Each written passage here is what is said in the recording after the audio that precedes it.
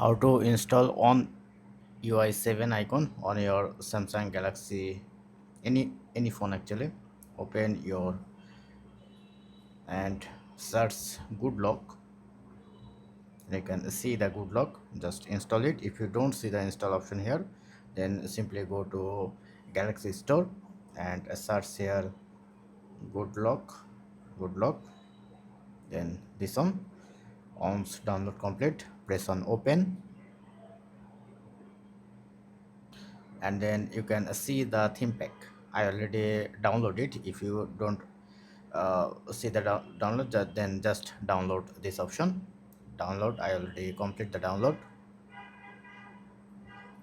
Now you can see this kind of interface. Then here you can see the icon, press on icon, then press on create.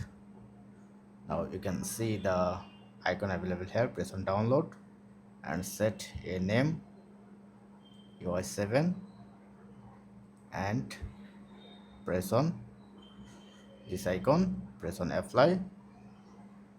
Now it will be set. And did you change, see the any different?